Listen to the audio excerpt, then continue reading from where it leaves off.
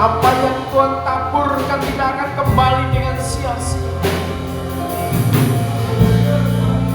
Benih-benih yang terbaik Tuhan taburkan tidak sia-sia. Saatnya umat pilihan Tuhan bertumbuh. Saatnya umat Tuhan mendapatkan kekuatan yang dahsyat itu.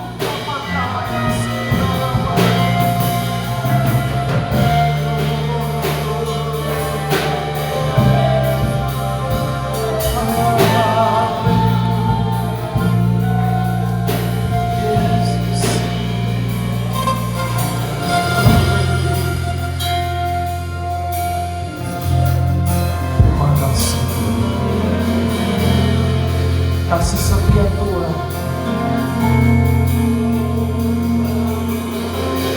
sampai saat ini terus membawa umat-Mu tegak tercacat dalam ini. Kami belajar percaya, kami belajar setia akan janji Tuhan. Sampai saatnya kemuliaan hadirat Tuhan dari bumi Majapahit terpancar kemuliaan Tuhan. Tuhan pilih, Tuhan tetapkan pelaksana ketetapan Tuhan, bergerak menjangkau setiap kota, menjangkau setiap pulau, menjangkau bangsa-bangsa oleh karena Tuhan.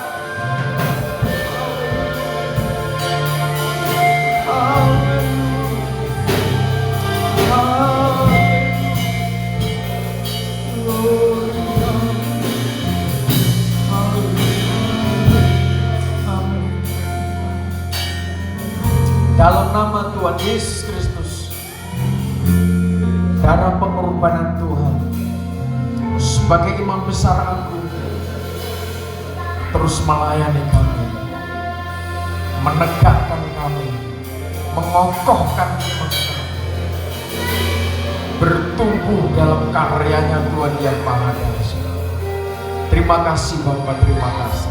Layakkan kami menerima pengajaran firman-Mu dalam otoritas kasih Tuhan. Haleluya Yesus. Amin. Kiranya kasih dan anugerah Tuhan terus berlimpah atas kita masing-masing pribadi, baik yang ada di ruangan ini maupun Bapak Ibu, Bapak Tuhan, jemaat umat pilihan Tuhan yang mengikuti ibadah secara live streaming. Kiranya anugerah Tuhan menjadi bagian kita,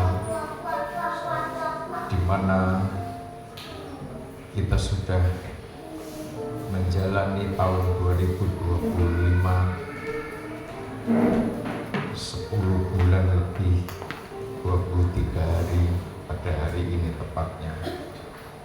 Bapak Ibu yang dikasihi Tuhan,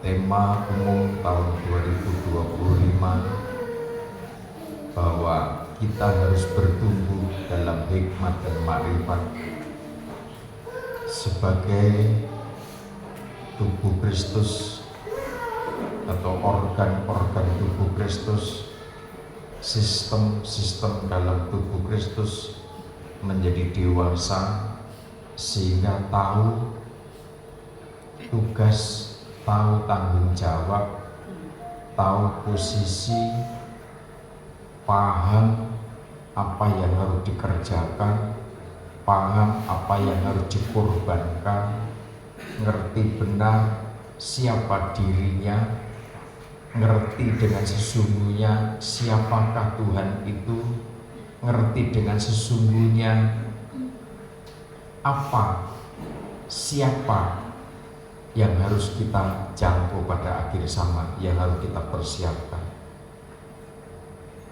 Kita bertumbuh dalam hikmat makrifat tentunya terus akan mengalami suatu perkembangan yang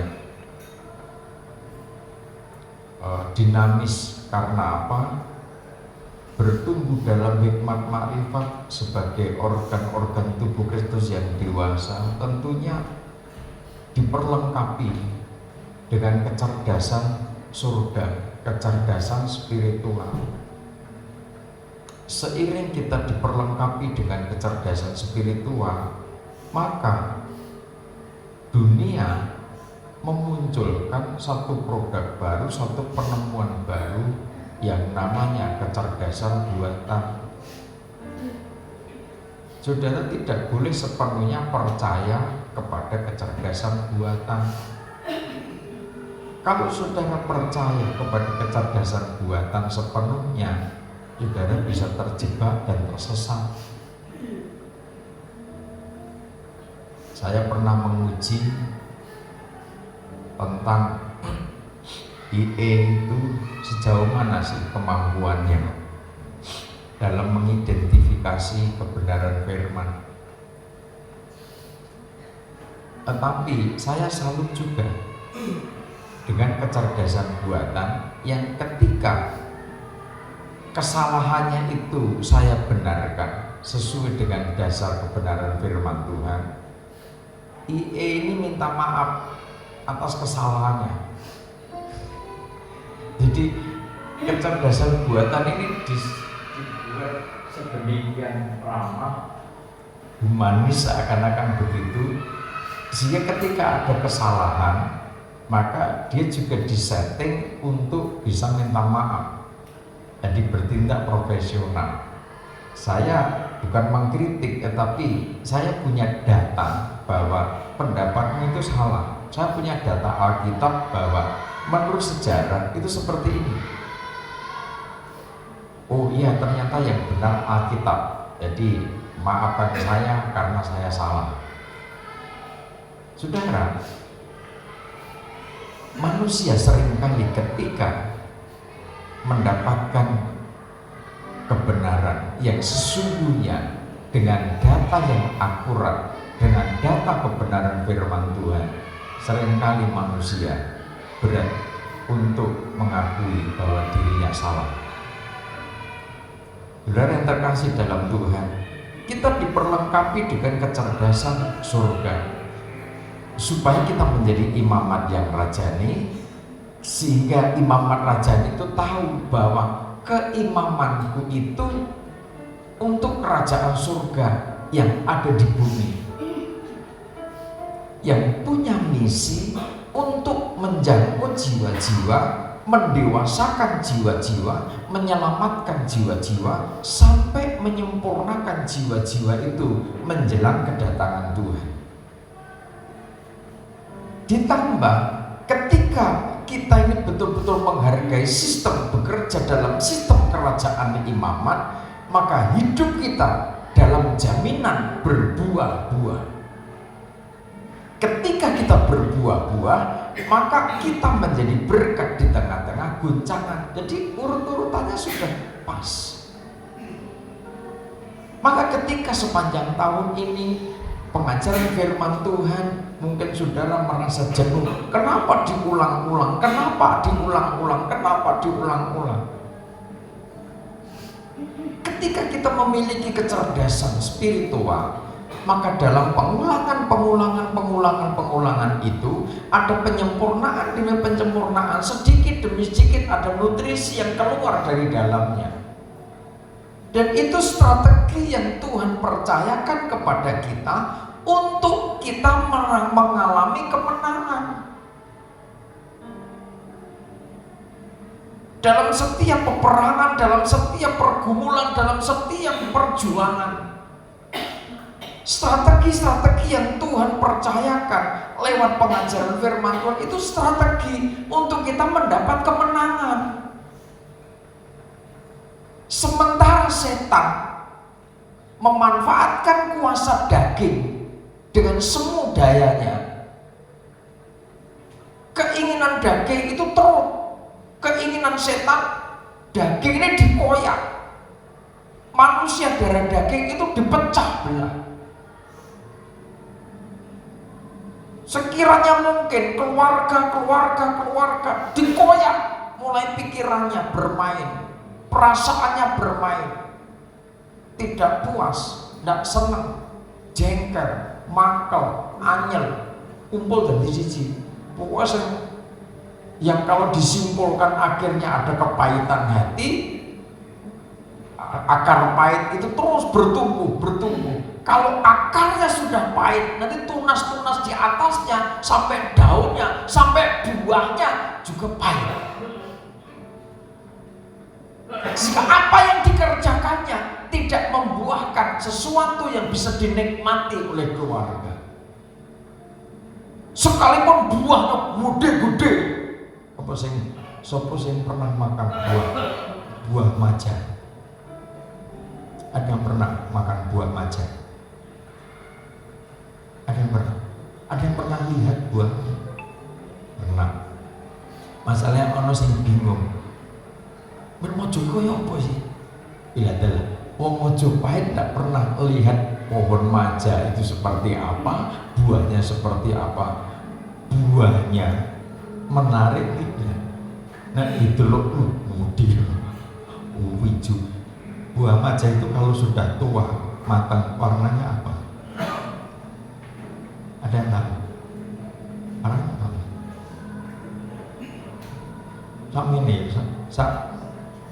Kira-kira ada yang sebesar jeruk nambangan itu ya. Dulu kita punya kebanjiran mati. Ada gampang pohon maja itu gampang ditanam, dipotong begitu, tincepnya kan hidup. Banyak di mana-mana. Budi. Sopo sing gelem tak ambilkan, tak godhog nikmat.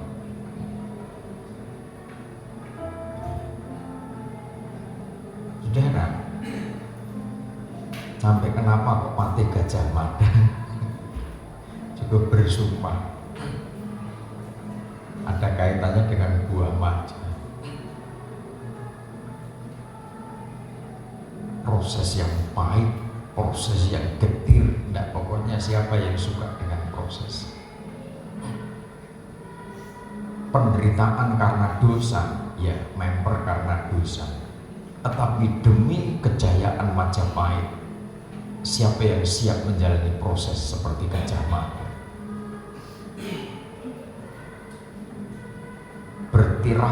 Bertirakat, bahkan sampai sekarang makamnya Gajah Mada ini menjadi tanda tanya. Ada orang bilang, oh di sini. Ada orang di sana. Ada yang bilang beliau moksa. Moksa itu raib dalam kesempurnaan, jasadnya juga hilang. Kayak Henokh, kayak Elia, kayak Tuhan Yesus. Diubahkan sampai jasadnya juga tidak ada sisa. Moksa dalam kesempurnaan makrifat. Itu nanti yang terjadi atas gereja Tuhan yang digambarkan oleh Tuhan Yesus, yang diumpamakan oleh Tuhan Yesus. 2 orang di ladang, tidak ada waktu untuk pulang. Ada orang di loteng rumahnya, tidak ada kesempatan untuk turun mengambil pakaiannya.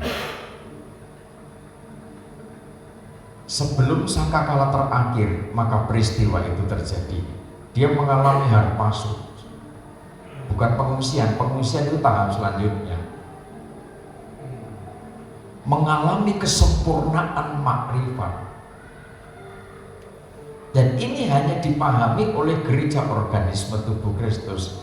Tirakatnya khusus, makanya belajar hikmat makrifat itu harus dipelajari, harus dijalani, dipelajari, dijalani, dilakoni, dipelajari, didengar, diperhatikan betul, diterapkan dalam hidup. Nggak bisa hanya sekian puluh tahun hanya kita baca, hanya sebagai memorial. Wah, dulu kita pernah berpuasa melek, dulu kita pernah berpuasa umbi-umbian ngerokok, puasa Daniel itu, dulu pernah kita puasa, nggak makan, nggak minum sampai berhari-hari. Itu dasar untuk menaklukkan kuasa daging itu. Pondasi itu tidak tampak. Saudara membangun istana, rumah yang segede apapun, tentunya pondasinya untuk biaya untuk pondasi itu sendiri biayanya juga cukup mahal. Pondasi untuk rumah 1 lantai berbeda dengan pondasi untuk 2, 3 sampai 4 lantai sampai 5 lantai. Banyak investasi yang kita buang ibaratnya begitu untuk pondasi. Nah, tirakat yang sudah kita lewati, yang sudah kita jalani, ada puasa, tidak makan, tidak minum, 3 hari 3 malam, 5 hari, 7 hari, 9 hari, 10 dan seterusnya. Puasa tidak tidur, puasa hanya makan umbi-umbian, hanya makan biji-bijian. Semua saudara jalani itu untuk meluruhkan, untuk membuang, untuk membakar segala hawa nafsu kedagingan kita. Pondasi itu sudah dikerjakan sekian puluh tahun. Saatnya kita bangun di atasnya, supaya organ tubuh itu menjadi nyata, tidak seakan hilang. Jangan ada yang mengatakan, oh sia-sia kita puasa sekian hari, proses demi proses. Itu perjalanan iman. Nanti kita sekilas kita buka bagaimana Yusuf, bagaimana Abraham, bagaimana Ishak, bagaimana Yakub, sampai Yusuf. Mereka masing-masing menjalani satu proses yang betul-betul, kalau proses kehidupan nurut sama kehendaknya Tuhan, memang daging menolaknya. Secara akal pun sulit untuk diterima. Tapi real. Ada orang yang seakan menerima pewahyuan, tapi tidak real, tidak nyata. Apalagi bicara ketetapan waktu, hari, tanggal sekian akan terjadi sesuatu. Ketika harinya sudah tiba, tidak terjadi. Itu bukan pewahyuan, itu halusinasi, sing kebablasan. Hati-hati dengan dukun-dukun akhir zaman, peramal-peramal akhir zaman, ahli-ahli sihir akhir zaman. Dengan kekuatan setan banyak yang mereka bahkan tahu tanggal sekian akan terjadi sesuatu. Setan juga ngerti.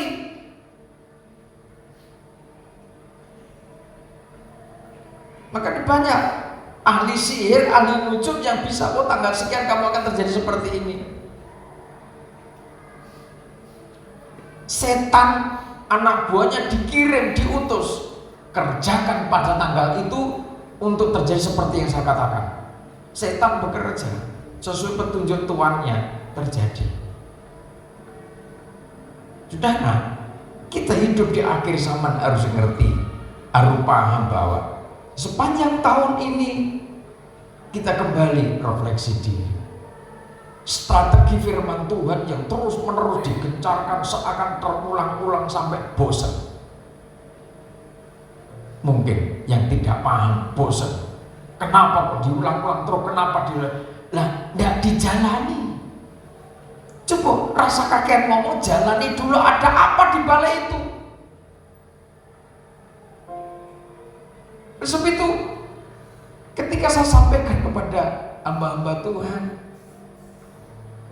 saya juga sampaikan, saya tidak khotbah di depan teman-teman hamba Tuhan, saya tidak khotbah. Ayo kita refleksi diri. Seberapa di antara kita ini sudah bulan 10, porsinya para gembala, Bapak Ibu kecewa dengan umat kan? Seberapa Bapak Ibu sebagai hamba Tuhan selama sekian bulan kecewa, bahkan seakan Tuhan tidak menolong, sudah berjuang sekian lama, jungkir jempalik sebagai gembala, malah gembala berjuang sedemikian rupa, jemaat yang diperjuangkan malah minggat.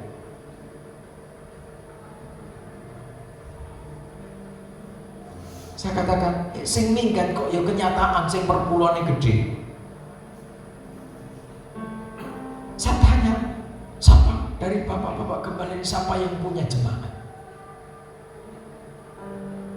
Saya tegaskan, kita tidak punya jemaat lagi. Ketika ini belum clear, kita belum selesai, bahwa kita masih ngaku, oh itu jemaatku, berarti Bapak Ibu belum selesai dengan dirinya sendiri.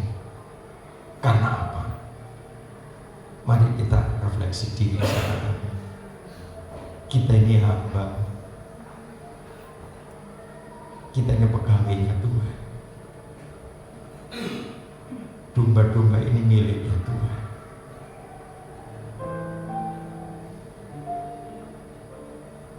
Kita tidak punya hak atas mereka semua. Yang punya hak itu Tuhan. Kita hanya dikasih tugas ngasih makan, ngasih minum. Nek kotor dicuci, basah untuk kambing, domba, sapi, lembu diguyang, dimandikan, dirawat, ditunggui. Kalau ada serangan dari serigala, dari harimau, dari binatang buas, kita hadapi serangan itu. Juga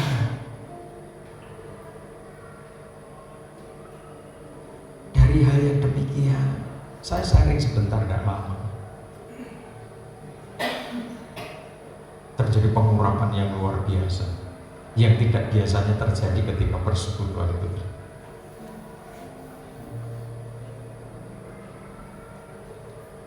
Saudara, kita harus paham, kita harus ngerti. Tugas seorang hamba Tuhan, gembala itu memang tidak mudah. Mereka mengalami. Pak Yu, doakan saya, doakan kamu. Tepat seperti Pak Yu sampaikan. Jemaat dengan alasan jauh, pada sudah bertahun-tahun bergembala, mau pindah gereja karena alasannya apa? Karena jauh jadinya. Dan dulu udah puluhan tahun tergembala, baru sekarang alasan jauh. Mereka miliknya Tuhan, rasa susah. Ya hamba-hamba Tuhan, persekutuannya. Saya katakan mereka bisa menangis. Saya merendahkan hati kepada yang senior. Saya sangat menghargai, menghormati mereka. Doakan saya supaya saya kuat. Hamba-hamba Tuhan yang senior saya tempatkan sebagaimana beliau sebagai senior di Bumi Majapahit. Saya peluk beliau, saya minta doa. Membangun kebersamaan. Kalau Bumi Majapahit ini berada dalam kesatuan kebersamaan, mereka akhirnya katakan, selama ini kita nyapa, selama ini kita kumpul, tetapi kita jauh. Hati kita tidak jauh, hati kita tidak menyatu. Saat ini, saatnya kita bersatu, saatnya kita rukun. Bukan hanya ketemu terus pulang, makan pulang. Tidak ada apa-apa, tidak ngerti beban untuk Majapahit itu apa. Puji Tuhan, pertemuan yang lalu itu menjadi berkat yang luar biasa. Saya katakan saya tidak khotbah, Bapak Ibu semua pengkhotbah. Tapi mari kita refleksi diri, kita sadar diri. Kita bicara kesatuan, kerukunan. Tetapi kita tidak memancarkan bagaimana kita rukun sesama hamba Tuhan. Dan puji Tuhan, kegerakan ini dimulai. Kita saatnya bergerak. Tidak hanya membaca, tidak hanya mendengar, tidak hanya berpikir untuk kita sendiri. Kalau kita hanya berpikir, bergumul untuk komunitas kita sendiri, kita tidak perlu ngomong kesatuan tubuh Kristus. Sulit rasanya ngomong kesatuan tubuh Kristus. Tetapi kalau kita sadar bahwa kita ini pengemban pengajaran kita wahyu yang laksana air kehidupan. Pengajaran itu harus jernih seperti kristal. Itu yang akan membawa hidup kita bertumbuh menjadi mempelainya Tuhan yang tulus, yang murni, sampai pada kesempurnaan makrifat. Tujuannya ke sana. Saya banyak menerima konseling dari orang-orang kuat secara finansial. Tidak berdaya Bapak Ibu. Dengan finansialnya itu mereka cerita, mereka sadar. Seakan perjuanganku puluhan tahun tidak ada artinya Bapak Ibu.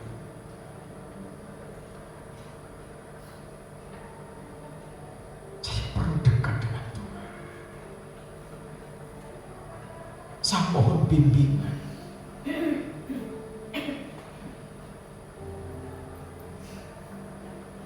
Jemaat yang ada di ruangan ini harus paham. Ada jemaat yang tidak hadir dalam ruangan ini, tetapi mereka dalam kendalinya pengajar. Hampir setiap waktu mereka selalu konseling tentang hidupnya, tentang masa depan. Gembala harus berjuang memahamkan mereka secara pengajaran. Ini perlu waktu. Saudara terkasih dalam Tuhan, Wahyu pasal 22 ayat 17, mari. Wahyu pasal 22 ayat yang ke-17. Roh dan pengantin perempuan itu berkata, marilah, dan barang siapa yang mendengarnya, hendaklah ia berkata, marilah, dan barang siapa yang haus, hendaklah ia datang, dan barang siapa yang mau, hendaklah ia mengambil air kehidupan dengan cuma-cuma. Amin. Roh pengantin perempuan itu berkata, roh dan pengantin perempuan berada dalam satu kesatuan yang utuh. Gereja organisme tubuh Kristus dengan kuasa Roh Kudus itu satu kesatuan yang utuh. Mempelainya Tuhan bertumbuh dalam hikmat marifat, dalam karunia-karunia roh itu, gereja organisme tubuh Kristus berbuah-buah. 9 buah roh itu terus tidak pernah berhenti. Gereja organisme tubuh Kristus bekerja melayani dalam jabatan-jabatan surgawi itu. Gereja organisme tubuh Kristus melakukan, menerima, merasakan perbuatan-perbuatan kasih yang ajaib itu. Ada 9 karunia roh, 9 pekerjaan kasih yang ajaib, 9 jabatan, 9 buah-buah roh itu menjadi bagian hidupnya gereja organisme tubuh Kristus. Karena otoritas kuasa Roh Kudus itu menguasai gerejanya, maka akhirnya dia bisa melayani organ-organ yang lain, jiwa-jiwa yang lain. Barang siapa yang mendengarnya, hendaklah ia berkata, mari. Artinya ada respon. Ketika kita menyampaikan, memperkatakan nubuat, menyaksikan pengajaran firman Tuhan, yang memerlukan pasti merespon. Nah, orang-orang yang meresponi pengajaran firman Tuhan ini tentunya perlu kita pahamkan, perlu kita bimbing. Saudara harus menjadi istilah mentor, pembimbing spiritual yang dewasa. Kalau Imam Madrajani itu belum dewasa, maka jawabannya ketika harus bersaksi dan membimbing anak-anak Tuhan yang meresponi pengajaran, nanti dalihnya pasti ada. Aku dewi wae susah, saya sendiri saja masih seperti ini. Bagaimana mungkin aku bisa jadi berkat untuk orang lain? Ketika pikiran kita, energi kita belum selesai dengan diri kita sendiri, itulah penghambat untuk diri kita bertumbuh. Menurut catatan sejarah, orang-orang dalam pertumbuhan spiritual, orang-orang dalam pertumbuhan ekonomi, orang-orang dalam pertumbuhan talentanya, itu setahap demi setahap pasti ketika menghadapi kesulitan, maka tidak ada dalih dalam dirinya. Yang ada hanya pertanyaan, bagaimana caranya aku bisa mengatasi persoalan ini. Ketika pertanyaan itu muncul, maka ada kreativitas, ada upaya yang gigih untuk mengatasi, mengurai persoalan-persoalan yang ada di depannya. Bapak Ibu yang dikasihi Tuhan, barang siapa haus, hendaklah ia datang. Barang siapa mau, hendaklah ia mengambil air kehidupan dengan cuma-cuma. Kebutuhan umat manusia yang paling bagus adalah air. 2/3 bagian tubuh kita adalah air. Kalau kita korelasikan dalam tabernakel tubuh manusia, berarti kalau 2/3 berarti jiwa dan roh kita, yang 1/3 daging, yang 2/3 ini sangat memerlukan air. Apa? Air kehidupan. Kalau yang 2/3 itu terpenuhi, maka yang 1/3 bagian itu tercukupi, disegarkan. Makanya kalau kita mengalami dehidrasi, maka dampaknya cukup fatal kalau tidak cepat teratasi. Lapar tidak masalah, tetapi kalau tercukupi air untuk menahan lapar, saudara puasa berhari-hari, yang paling berat ketika cukup beberapa tetes air itu menyegarkan.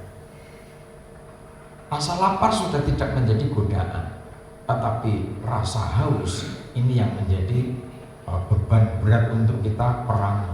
Sampai akhirnya saudaraku 3 hari, 5 hari, 6 hari, 7 hari, 9 hari, 10 hari dan seterusnya. Karena rasa haus, bukan lapar lagi.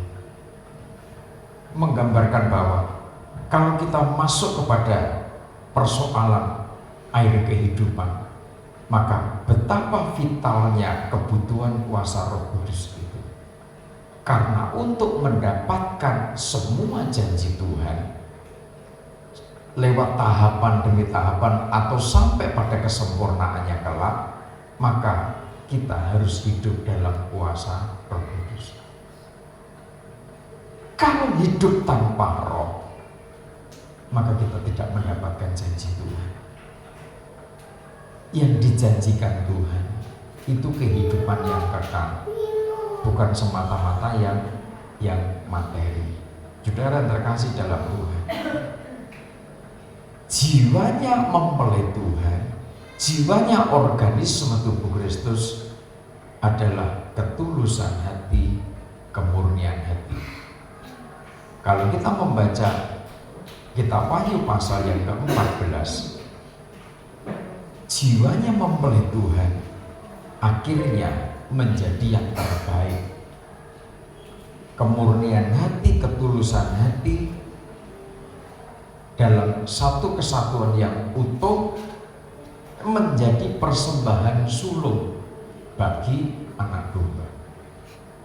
Nah, mencapai satu kondisi hidup yang menjadi yang terbaik, yang sulung bagi Tuhan Yesus Kristus, ini tahapan demi tahapannya harus kita pahami. Mari, Wahyu pasal 14. Wahyu pasal 14 mulai ayat pertama. Anak domba dan pengikutnya yang menebusnya. Dan aku melihat sesungguhnya anak domba berdiri di bukit Sion, dan bersama-sama dengan dia 144.000 orang. Ya. Dan di dahi mereka tertulis namanya dan nama Bapanya. Angka 144.000 orang ini bukan angka harfiah, bahwa nanti yang diselamatkan hanya 144.000 orang, bukan begitu.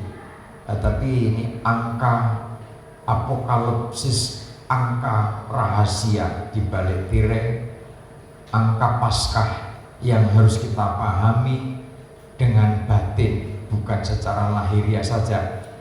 Dan aku mendengar suatu suara dari langit bagaikan desau air bah, bagaikan guru-guru yang dahsyat. Suara yang kudengar itu seperti bunyi pemain-pemain kecapi yang memetik kecapinya. Mereka menyanyikan suatu nyanyian baru di hadapan tahta dan di depan keempat makhluk dan tua-tua itu, dan tidak seorang pun yang dapat mempelajari nyanyian itu selain daripada 144.000 orang yang telah ditebus dari bumi itu. Ya, mereka adalah orang-orang yang tidak mencemarkan dirinya dengan perempuan-perempuan, karena mereka murni sama seperti perawan. Mereka adalah orang-orang yang mengikuti anak domba itu kemana saja ia pergi. Mereka ditebus dari antara manusia sebagai korban-korban sulung bagi Allah dan bagi anak domba itu. Dan di dalam mulut mereka tidak terdapat dusta, mereka tidak bercela. Kondisi gereja organisme tubuh Kristus pada puncak kemuliaannya nanti, mereka tiada dusta, mereka tiada celah, murni, memiliki ketulusan hati, bahkan menjadi korban sulung itu yang terbaik. Saudara, kalau kita mempelajari tentang tradisi kesulungan, ini tradisi Ibrani, tradisi Yahudi, bahwa anak sulung atau bahkan dari anak binatang yang dipelihara dari mereka Bahkan anak-anak mereka dari orang-orang Yahudi sampai sekarang yang sulung itu bagi Tuhan. Itu tradisi sampai sekarang. Dinyatakan bahwa yang sulung ini yang terbaik, baik dari hasil pertanian, dari hasil ternak, bahkan dari anak-anak Yahudi sendiri. Tradisinya seperti itu sampai sekarang. Nah, tentang kesulungan ini dimaknai sebagai sesuatu yang terbaik, yang murni, yang sempurna, yang dipersembahkan bagi Tuhan. Tidak mencemarkan diri. Mempelai yang murni, yang sulung ini ternyata kehidupan-kehidupan yang taat pada pengajaran salib. Pikirannya, di dahinya tertulis nama bapaknya dan nama anak domba itu. Pikiran dan perasaan Kristus ada di dalam pikiran dari gereja Tuhan itu. Kuasa Roh Kudus itu menyatu dengan mempelainya. Dan karir seperti ini sampai puncaknya nanti menjadi persembahan sulung. Tentunya karir seperti itu dirintis dari tahapan pada tahapan selanjutnya. Bertumbuh tahap 1, 2, 3, 4 dan seterusnya. Ketaatan, kemurnian hati, ketulusan hati itu dibangun lewat didikan, lewat ajaran, lewat pengajaran yang terus menerus. Jadi ketika pengajaran ini terus berkembang secara dinamis, bukan berarti pondasi yang sudah lama ditanamkan itu dibongkar. Kan tidak bisa ketika bangunan tembok di atasnya, pilar di atasnya sudah dibangun dengan kokohnya, sementara ada orang pondasinya harus dibongkar. Kan tidak bisa seperti itu. Pondasinya tidak kepake ini. Pondasinya palsu ini. Kan tidak bisa begitu. Artinya pengajaran yang sudah kita terima puluhan tahun bukan berarti tidak berarti. Itu pondasi untuk mengokohkan iman, pengharapan, kasih kita. Saatnya kita dibangun di atasnya. Di atas landasan itu, di atas pondasi itu, kita dibangun menjadi jemaat yang kokoh, menjadi organ-organ tubuh Kristus yang kuat, sampai Tuhan datang dalam kemuliaan yang sempurna. Kita dinyatakan bangunan ini sempurna, dipersembahkan bagi anak domba, menjadi yang sulung, bukan tercemar, bukan mencemarkan diri. Tidak ada dusta, tidak ada celah dalam hidupnya. Ini tantangannya, hambatannya banyak.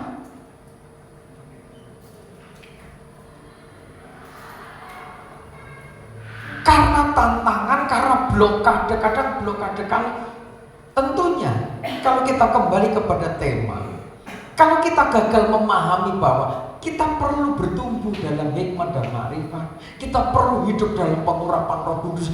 Tentunya kalau kita refleksi diri, jalur kita di mana? Lah, kalau kita sudah refleksi diri, akhirnya aku kok jauh, aku kok stagnan. Firman Tuhan menghendaki kita ini berada dalam jalurnya darah-darah bijaksana. Tapi ketika roh kebodohan itu menguasai, manusia sudah tidak lagi bisa berpikir tentang darah yang bijaksana. Manusia sudah tidak bisa berpikir tentang kegerakan membangun tubuh Kristus. Manusia sudah tidak bisa berpikir bahwa hidup pada akhir zaman ini hanya dua pilihan: arus kepalsuan atau arus kemurnian hati, arus kebodohan atau arus kebijaksanaan. Kan hanya itu jalurnya. Kadang gembala merasakan kok.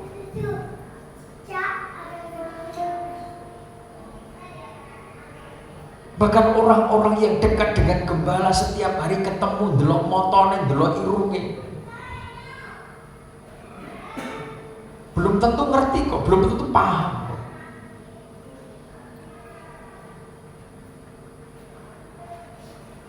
Sehingga makanya saya katakan, saudara, di sini banyak pemimpin, saudara punya perusahaan sendiri, punya pemimpin usaha itu sendiri, saudara sebagai manajer di satu perusahaan, bahkan lebih dari manajer mungkin saudara mimpin perusahaan itu. Tetapi aturan perusahaan saudara kalau sudah terapkan dalam pengembalaan tidak bisa. Karena apa? Ya aturannya beda, konsepnya beda, tujuannya beda. Di situ ada standar. Oh, kalau pegawai seperti ini SP1, SP2, SP3 off. Kan gitu.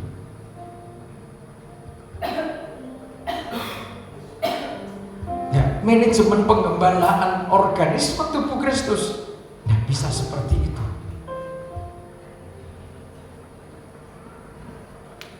Karena darah anak domba.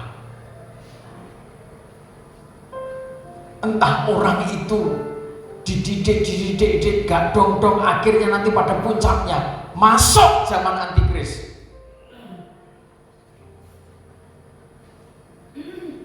Sebagai darah yang bodoh. Karena kebodohannya dia binasa. Mungkinkah zaman antikris dia percaya kepada Tuhan Yesus? Rasanya sulit.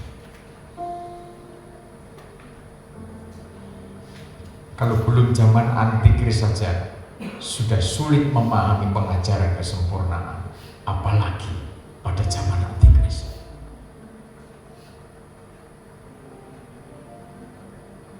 Materi itu terlampau kuat.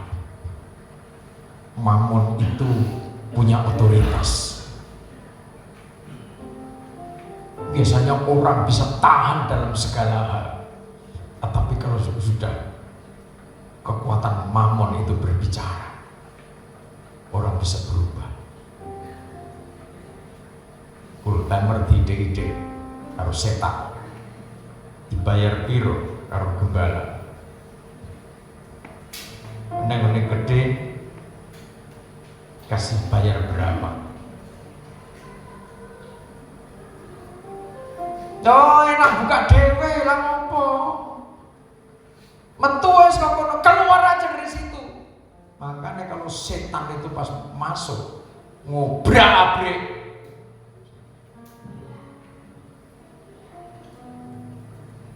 Gembala itu sudah dipeliriki. Ibu gembala sudah disentak. Ini asli jati dirinya manusiawi tidak berani. Sebab jati diri manusiawi itu ngerti, oh ini pemimpinku. Apalagi pemimpin spiritual. Hati-hati. Siapapun, aku gak nakut-nakuti. Ini sejarah. Aku kan orangnya gak mau belak-belakan, kadang-kadang kan tak simpen. Orang-orang maaf bicara, orang-orang yang terlanjur rodok kurang asam, kurang ajar atas tahbisan, saya bilangkan supaya saudara ngerti, atas tahbisan sebagai seorang imam pembawa titah Tuhan, dia datang menyandang kuasa Tuhan, menyandang nama Tuhan, yang oleh karena tahbisannya itu sudah penderitaan secara pribadi. Ketika ada orang nambah penderitaan atas dirinya, ini akan berurusan dengan Tuhan.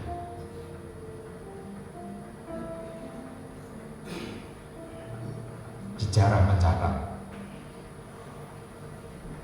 Makanya saya katakan hati-hati. Gembala di tempat ini tidak pintar bicara, tidak pintar berdalih, tidak pintar tengkar. Andai kata kok dimarahi orang, dipersoalkan orang, dikritik orang, dia akan diam.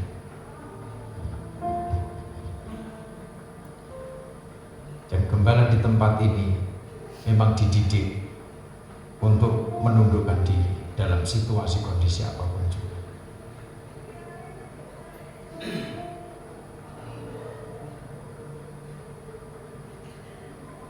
Ada perkataan-perkataan umat yang dulu tergembala di tempat ini yang tidak pernah saya sampaikan kepada saudara. Andai kata saya mau sakit hati, saya sakit hati. Tetapi saya mengalirkan kemurnian hati itu, tolong hambaku doakan. Kasihan.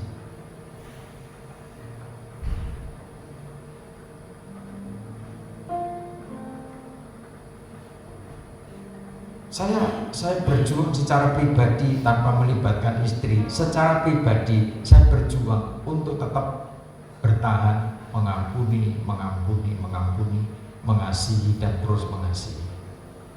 Sedikit pun jangan terselip kepahitan hati dalam pribadi gembala di tempat ini.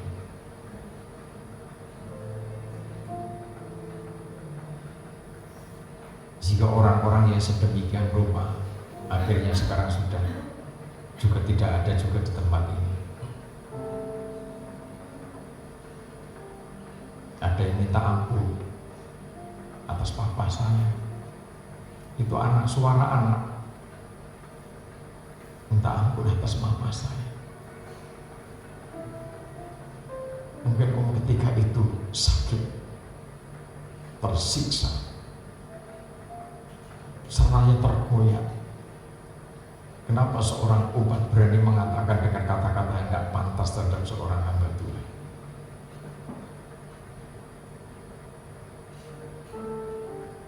Saudara, kita harus paham, ending dari semuanya itu adalah kemurnian hati. Kalau kita refleksi diri, bagaimana? Kalau orang sekitar saya, setiap hari saya pantau mereka. Ya coba, saya itu ditugasi untuk menguji. Kan gitu. Saya ditugasi untuk menguji sampai di mana sih kesetiaan mereka, sampai di mana sih ketaatan mereka.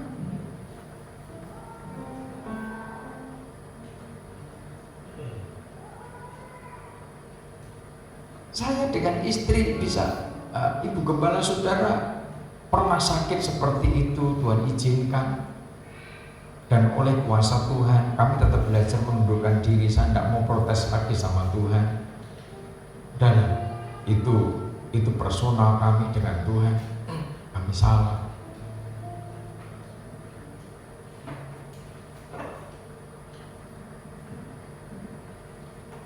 Sakit hati itu memang tidak enak. Sekalipun istri sudah minta ampun, tetapi dampak dari itu tentunya harus kami terima. Sehingga ketika Tuhan katakan, aku bisa ngambil istrimu atau menyembuhkan istrimu, kamu pilih yang mana? Yohanes. Cukup waktu seminggu 2 minggu saya menjawab pertanyaan Tuhan. Saya katakan, biarlah kehendak Tuhan yang terbaik. Saya tidak mau memilih. Orang berpikir, bahkan dokter berpikir, kalau sudah kurang ini nunggu waktunya saja. Kalau sekarang bisa aktivitas sebagaimana awalnya, nyuci juga tidak kalah sama yang muda-muda, ngepel, nyapu, nyepel, bersih-bersih, bahkan di kebun. Semua bisa dikerjakan.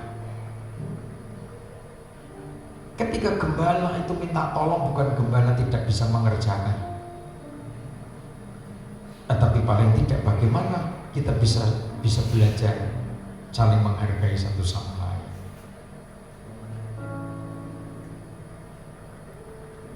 Anak sekarang tidak seperti zaman dulu. Saya itu ketemu, saya antar, saya jemput cucu itu, ada ngobrol-ngobrol dengan yang kakung, yang putri, yang juga ngantar sesama. Yuk, mbah-mbah itu pada ngantar putune gitu kan, jemput putune, sama mereka juga begitu. Kemuliaannya diantaranya kan gitu, ngobrol di situ. Wong lari sakniki mboten kados riyin. Apalagi pun Pak D, saya sebut orang itu Pak D, karena kalau sudah ketok sepuh gitu kan, ngobrol panjang lebar akhirnya. Lah ya Ismail Pak D itu pinten? Waduh kelahiran 75. Bah, saya gitu. Loh masa sih? Lah malah tua saya kan. Padahal seperti ini mergo kahanan Mas, nek kula iki kan tiyang dusun. Nah sama saja kita orang desa. Kita bisa ngobrol panjang lebar. Anak sekarang dengan anak zaman 80-an ke bawah kan bedanya jauh. Zona nyaman itu menjadikan mental mereka rapuh. Zona nyaman itu menjadikan mereka berada dalam situasi yang seakan tidak perlu orang lain. Saudara, kita harus paham. Kalau kita refleksi diri, bagaimana kita membangun untuk bertumbuh dalam nikmat marifat, capaian kita bertumbuh dalam nikmat marifat, dewasa. Tapi kenyataannya untuk mencapai capaian bertumbuh menjadi imamat rajani, dewasa dalam nikmat marifat tidak mudah. Ada saja, dipecah, dikoyak, dipecah.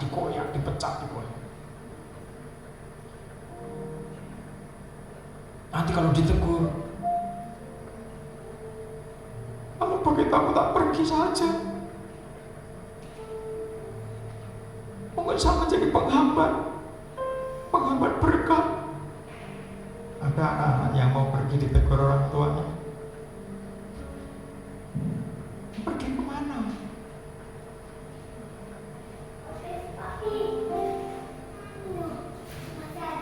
Saudara, didikan demi didikan yang seakan luar biasa itu kadang-kadang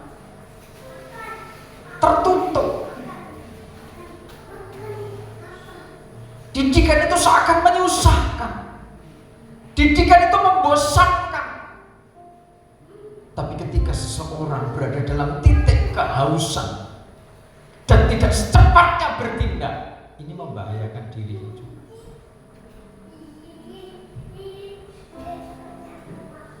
Ada orang mengatakan, semua aku punya, tapi masalah ini aku tidak bisa nafas.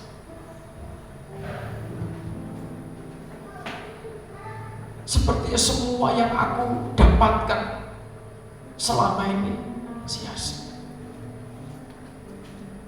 Saya katakan, sujud.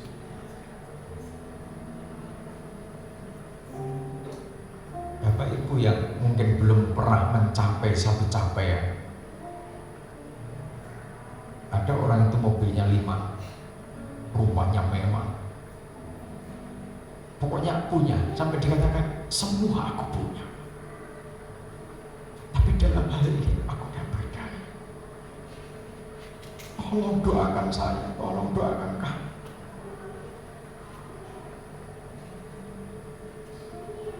Saya sudah tidak kuat. Mobil punya banyak, rumahnya bagus besar. Tidak kuat jari. Tidak kuat.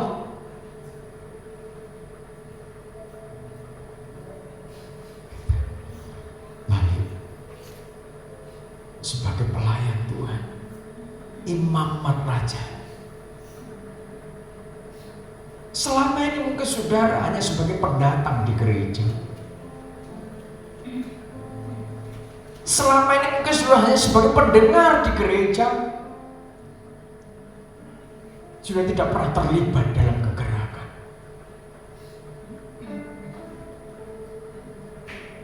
Sudah tidak pernah bergerak, tidak pernah ambil bagian, bahkan berusaha mengurangi tanggung jawab yang Tuhan taruh di pundak saudara. Hati-hati. Jangan sampai suatu saat seperti yang lain-lain, yang sekalipun mereka punya segalanya, bisa apa saja dengan uangnya, tetapi ketika sudah mengalami kekeringan batin, jiwanya tergoyah. Doakan saya supaya saya kuat, tetap percaya pada Yesus.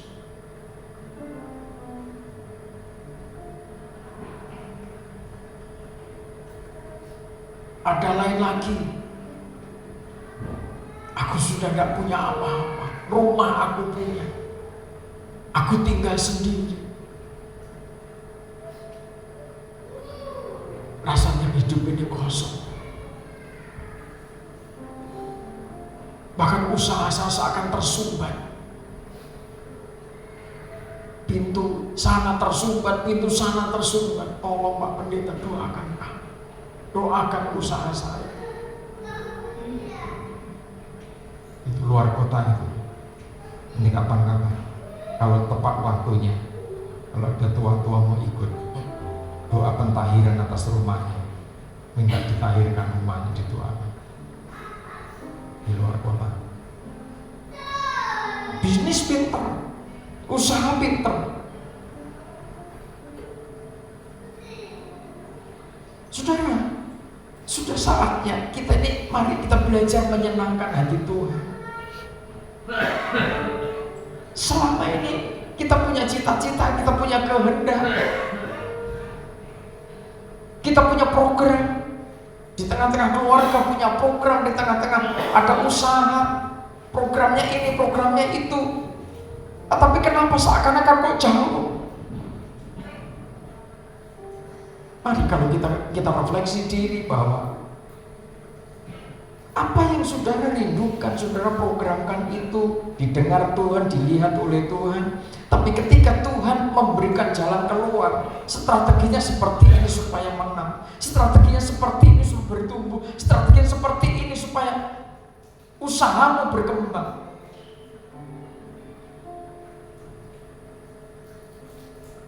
Kita seakan-akan enggan. Kita seakan-akan bosan dengan firman. Kita seakan-akan bosan dengan didikan pengajaran. Jadi kita jauh. Tidak lagi menyenangkan hati Tuhan, tapi menyusahkan Tuhan. Yang dulu-dulu ketika kita dalam damai, dalam kecukupan, aliran air kehidupan, Tuhan, ku mau menyenangkan-Mu. Tuhan, bentuklah hati ini jadi bejana untuk hormat-Mu,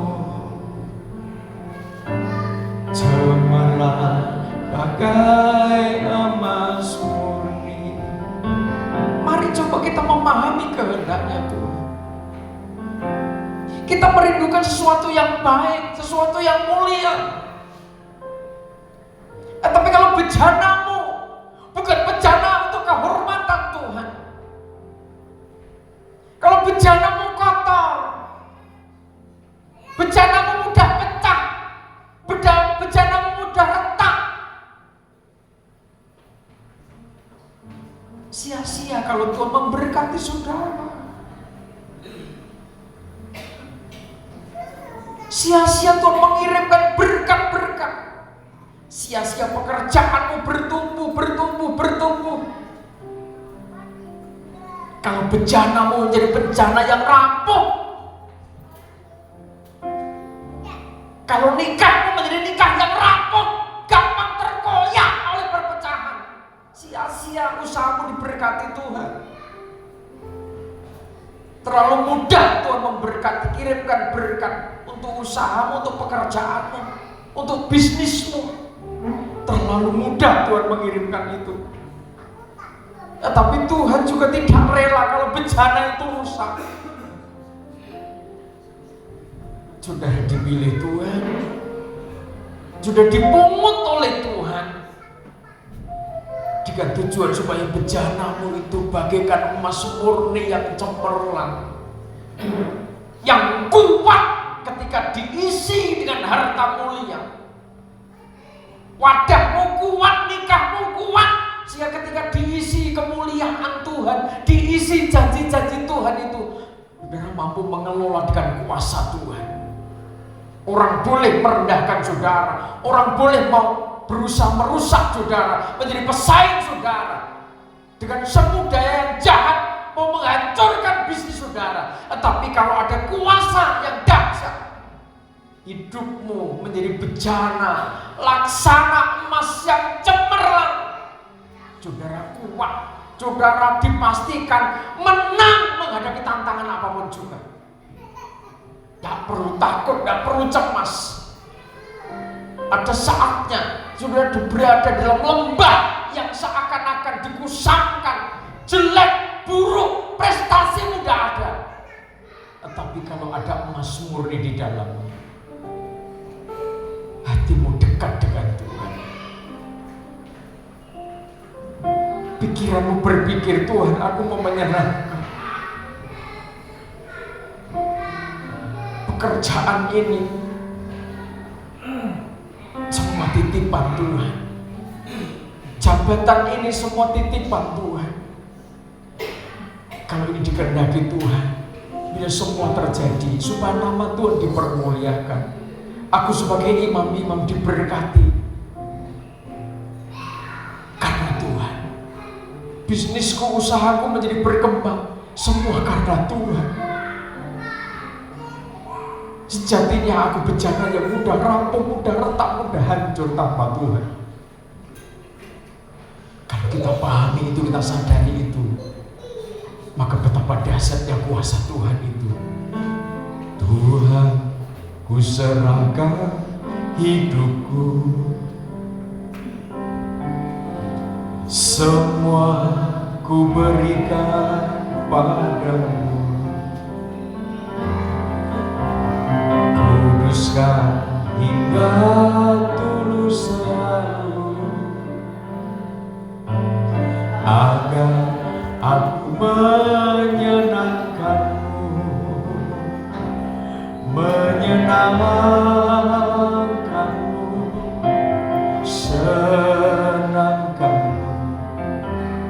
Hanya itu kerinduanku,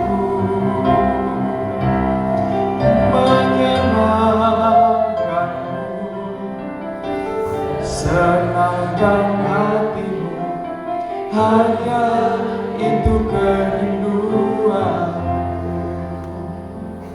Tidak ada kemuliaan yang berharga selain kalau hidup kita menyenangkan hati Tuhan. Banyak harta yang Tuhan percayakan dalam hidup kita menjadi sia-sia kalau kita tidak bisa menyenangkan hati Tuhan. Bisnis kita berkembang tidak ada artinya apa-apa kalau kita tidak bisa menyenangkan hati Tuhan.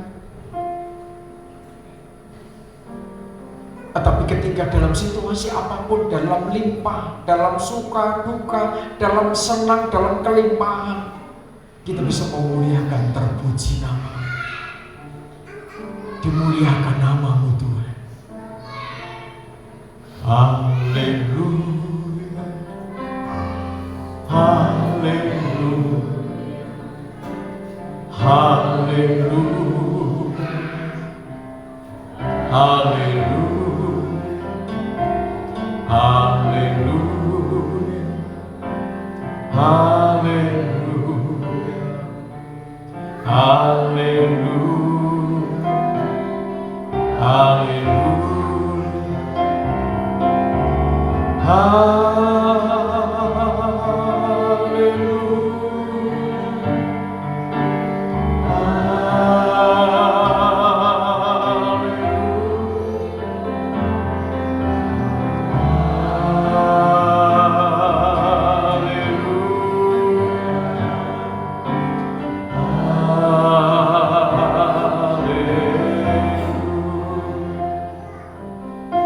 Kata-kata mempelai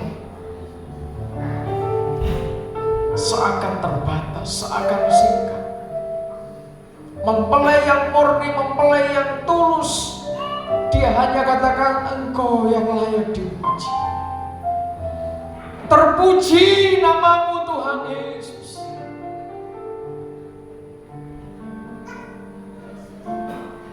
Kekuatan mempelai dalam hikmat dan makrifat ketika kita bisa memuliakan Dia.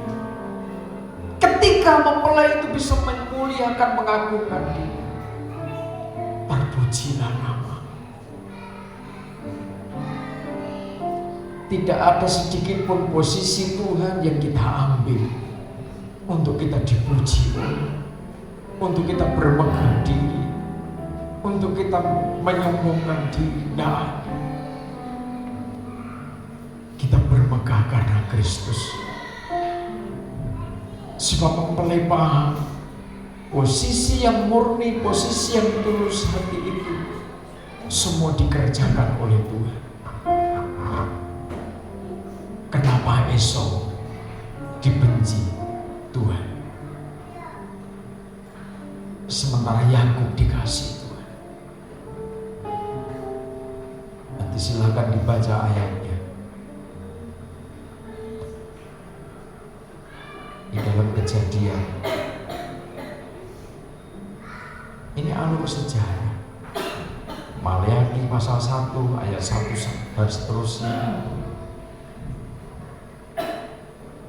Kejadian 25 dan 28 dan seterusnya. Esau dan Yakub itu anak kembar.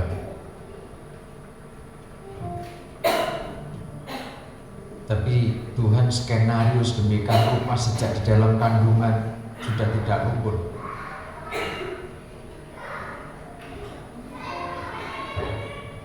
Singkat cerita,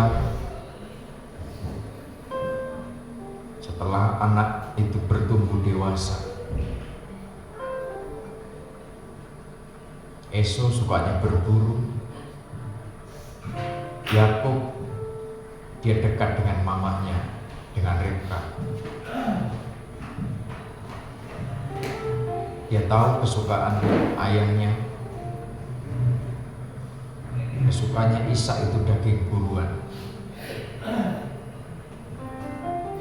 Maka mamahnya atau Ribka punya skenario bahwa kalau kamu merindukan berkat kesulungan, masak yang terbaik untuk Papa. Yang skenario yang sedemikian rupa, akhirnya Ishak itu memberkati Yakub, semua yang terbaik untuk Yakub. Dan secara khusus ketika Esau melihat masakannya Yakub, Esau tertarik. Dengan kebijaksanaannya, dengan kecerdikannya, Yakub katakan, intinya jualah hak kesulunganmu, maka akan aku beri makan. Roti dan sup kacang merah itu sampai sekarang sup kacang merah di Israel itu enak. Dikasihkan dengan perjanjian sumpah, hak kesulungan Esau diberikan kepada Yakub. Bicara hak kesulungan, ini tradisi sampai sekarang atas Yahudi. Hak kesulungan itu sangat penting.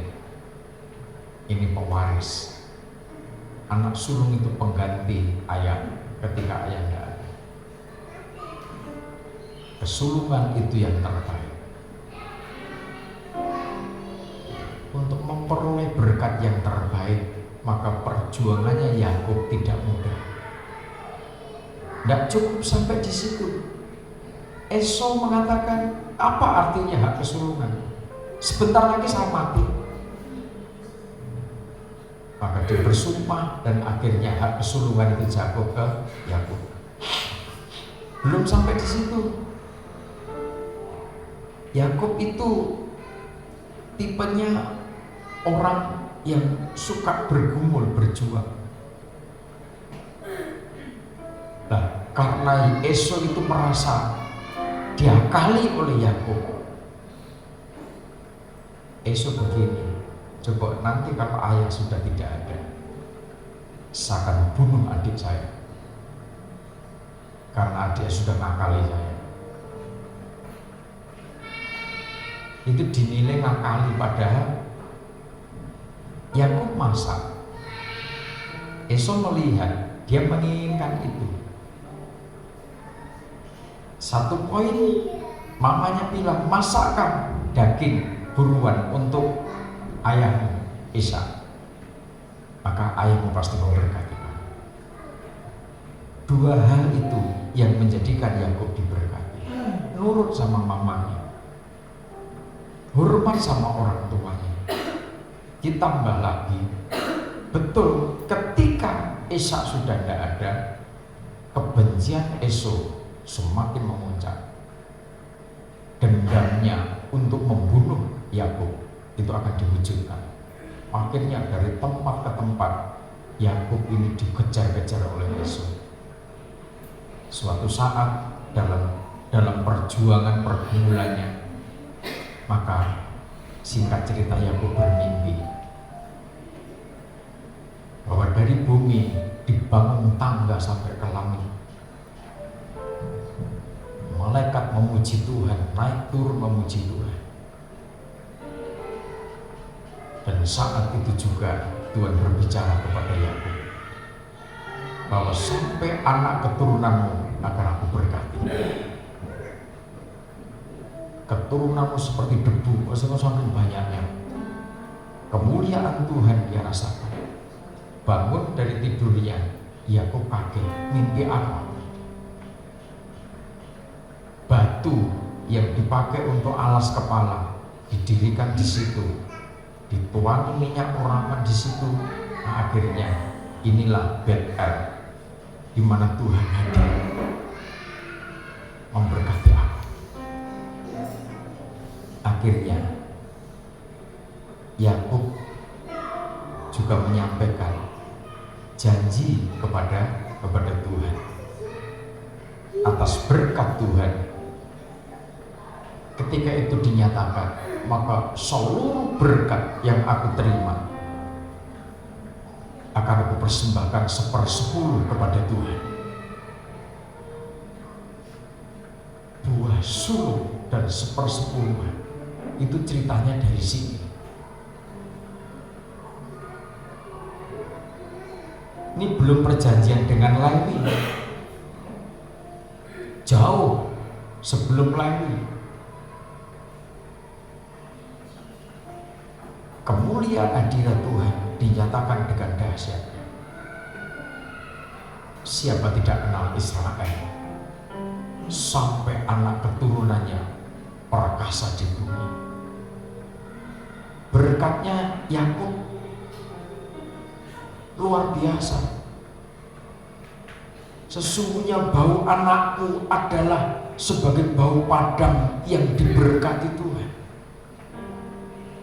Allah akan memberikan kepadamu embun yang dari langit dan tanah-tanah gemuk di bumi dan gandum serta anggur berlimpah-limpah.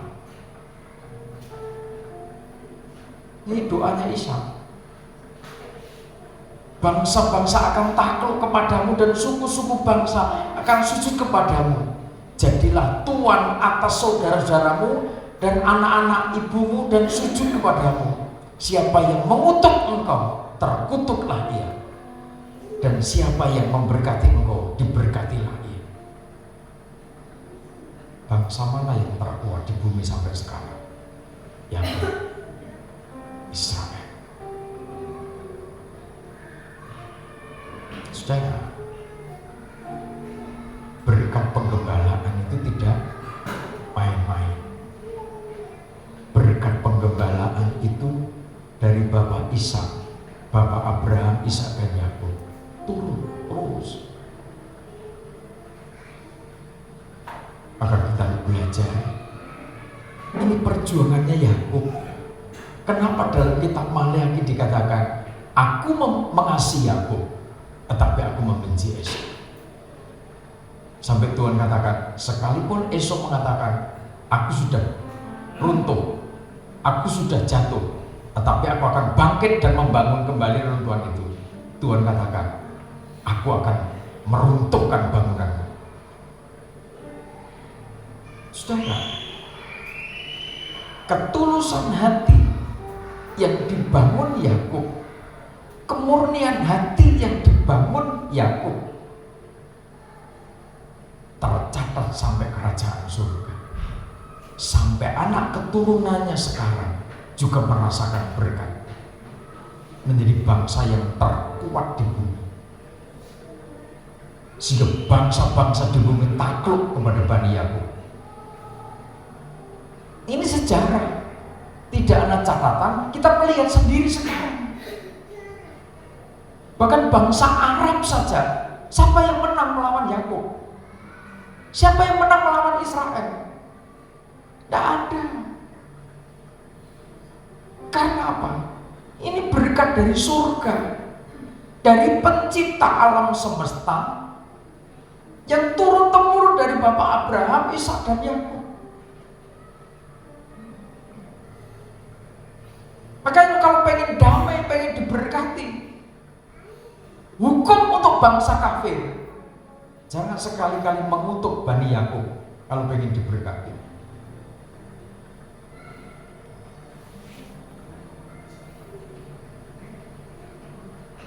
Banyak mengutuk, dikutuk, terkutuk. Ini kerajaan surga, pencipta alam semesta, Bapa surgawi mengatakan demikian. Saudara, mempelai Tuhan pada akhir zaman, mempelai yang cakap, refleksi diri. Kita bukan golongan Bani Yakub, tapi kalau mendapat kesempatan diperlengkapi dengan hikmat ma'rifat, sampai dihisapkan dalam satu kesatuan tubuh Kristus, zaitun liar ini disatukan dengan zaitun sejati karena Kristus dari suku Yehuda yang membuat gara-gara kita dipilih, kita didekati, kita dituntun. Saatnya kita berjuang, bergumul juga untuk Bani Yakub. Zaitun sejati ini harus dipahamkan, harus menerima Mesias sepenuhnya, menerima Tuhan Yesus Kristus sepenuhnya. Kemurnian hati, ketulusan hati harus dibangun dalam kesetiaan, dibangun dalam ketaatan, dibangun dalam tanggung jawab, kerelaan, sampai kita mendapatkan poin-poin yang sangat penting untuk kita menang, sebagaimana perjuangan Yakub. Bukan orang yang ditindas, tetapi diberkati Tuhan menjadi penguasa atas semua yang Tuhan percayakan dalam hidupnya, memberi yang terbaik untuk Tuhan. Tuhan Yesus memberkati. Sepanjang jalan kehidupan ini, suka duka silih berganti, janganlah takut bila badai menerpa.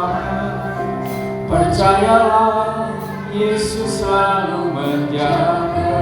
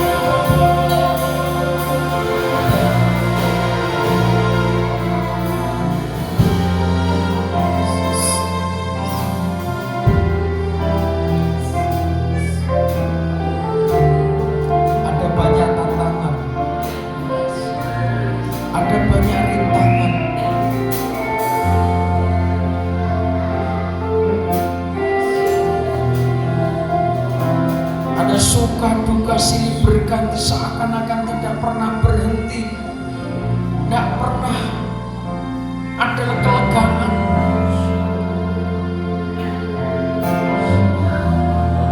Sesuatu yang menyesakkan, seakan terus bertubi-tubi menghantam.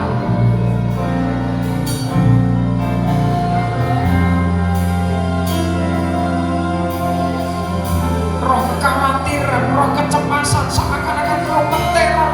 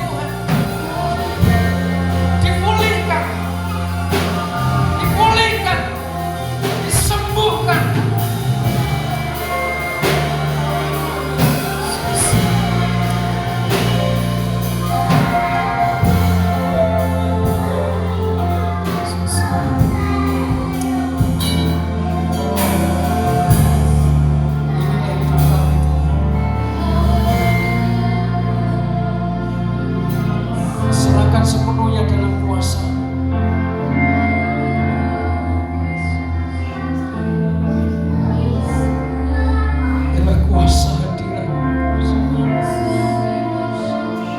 mengerjakan setiap hati,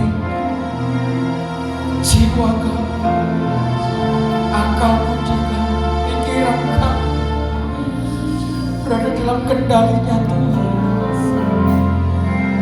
sehingga bisa mengelola hidup ini, mengelola keluarga, mengelola pekerjaan, mengelola pelayanan sesuai dengan ketetapannya Tuhan.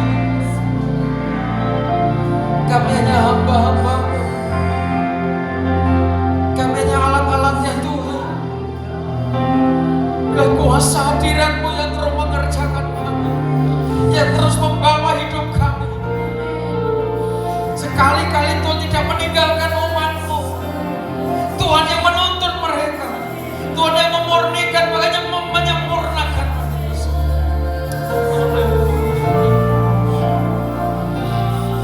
Dilepaskan dari segala perbudakan, dari segala teror, roh-roh kebimbangan, roh kekhawatiran, roh-roh kemiskinan. Dalam nama Yesus, darah Yesus membebaskan umat. Dibebaskan dari kuasa maut, dibebaskan dari segala teror maut, dibebaskan dari teror kegagalan.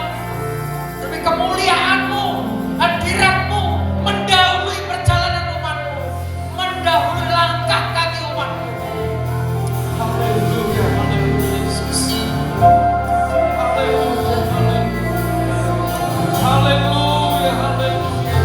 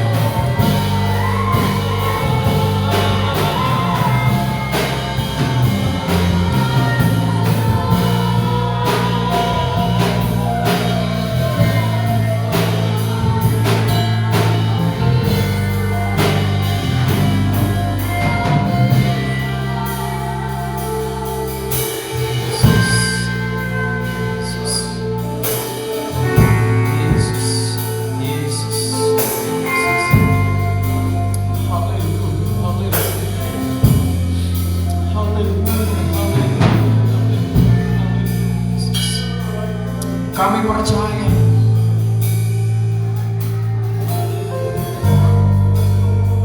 waktu yang masih beberapa saat, waktu yang begitu singkat di tahun 2025, kami percaya kekuatan pengurapan kuasa-Mu yang dahsyat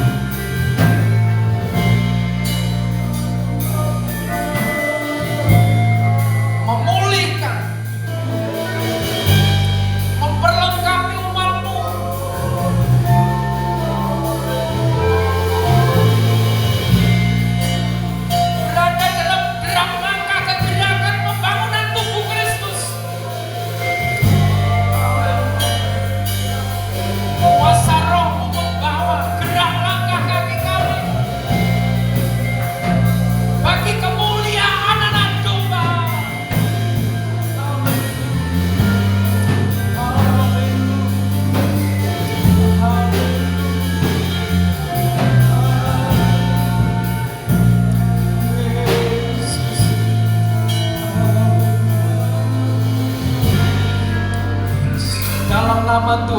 Yesus Kristus,